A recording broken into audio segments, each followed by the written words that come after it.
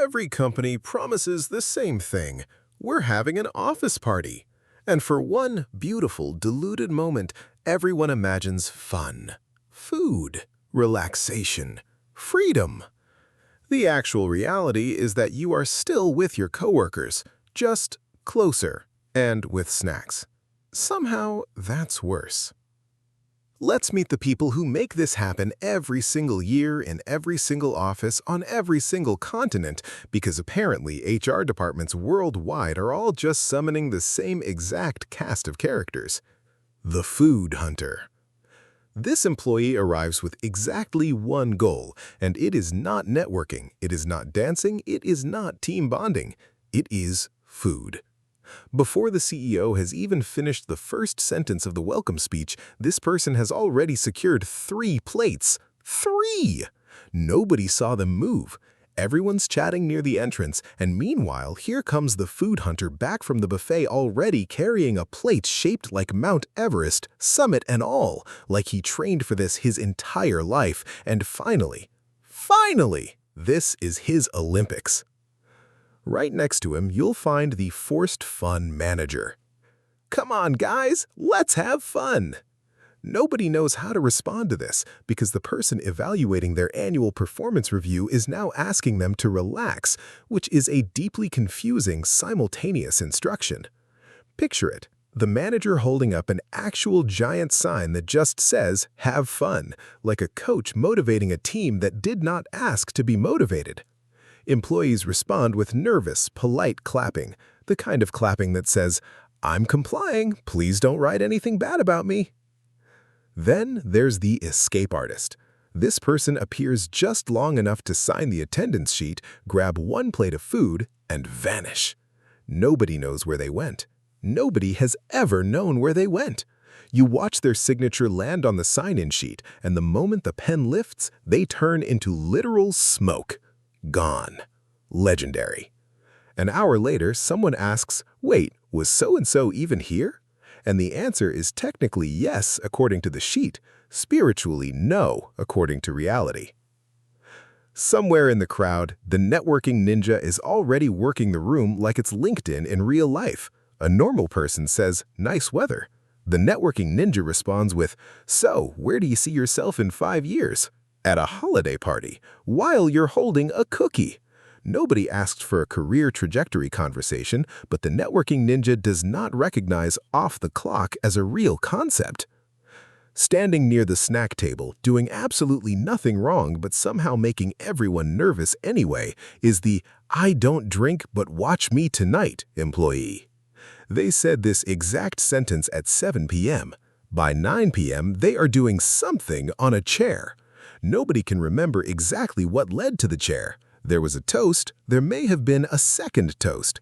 The chair situation escalates from there, and by Monday it has become office legend, retold with slightly different details every single time someone brings it up. And then, every year, without fail, the oversharer emerges. Usually quiet, keeps their head down at work, but give this person 2 drinks and a slightly too comfortable couch, and suddenly they're revealing office secrets, management opinions, their entire life story, and at least one conspiracy theory about the building's air conditioning system. You can actually watch it happen in real time. Their speech bubble starts small, totally normal, and then it just keeps growing and growing, until it fills the entire room, while everyone else slowly, silently backs away like they're evacuating a building. Watching this whole thing unfold, somewhere in the background is the HR observer. Smiling, watching, always watching. You'll spot them standing near the edge of the dance floor with the exact energy of a nature documentary camera crew, quietly filming the wildlife from a respectful distance, narrating internally. And here we see the oversharer entering his natural habitat. Meanwhile, the music, and I use that word generously, is being handled by the DJ nobody asked for. This person has appointed themselves in charge of the speaker system and genuinely believes the entire office is craving a mix of 90s hits, unsolicited remixes, and motivational songs that belong in a gym, not a holiday party. Nobody asked for this. Nobody can stop this. There is no off switch. There is no committee meeting where this was approved. It just happens every year, like weather. And then, somewhere between the buffet and the dance floor, a normal employee will accidentally make direct eye contact with the CEO, and their brain will immediately, completely crash. Here's how it goes. CEO says, "Hi." Employee says, "Thank you." CEO says, "For what?" Employee says, "I don't know." And that's it. That's the whole interaction. That's going in the mental highlight reel forever. At some point, someone will announce it's time for a group photo, which sounds harmless until you become the group photo hostage. You did not agree to this. Nobody asked if you wanted to be in it. You were simply standing near the punch bowl, and now there are 40 people squeezing in around you. Someone's elbow is in your back. The photographer is saying, "Everyone say something fun," and your brain produces nothing. Absolutely nothing, and you will appear in this photo forever, mid-blink, mouth slightly open, captioned, "Great Team Spirit 2024" on the company newsletter for the rest of time. Speaking of things you didn't agree to, somewhere a box gets passed around labeled Secret Santa, and this is where things go quietly, devastatingly wrong. You drew a name. You don't really know this person. You panic bought a candle. Meanwhile, someone else clearly spent actual time and got you something specific and thoughtful, and slightly too personal. And now you are standing there holding your candle like evidence at a crime scene, silently calculating exactly how much this is going to haunt you.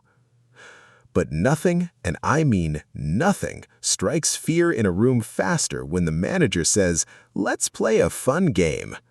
Nobody in the history of office parties has ever heard those words and felt safe. You can watch one specific employee's face change in real time as they slowly realize what's about to happen. Icebreakers. The horror movie music practically starts playing on its own. Someone's about to be asked to share 2 truths and a lie in front of people they have to see every day for the rest of their career. And finally, on the following Monday morning, we arrive at the Monday Regret Club. Everyone remembers everything.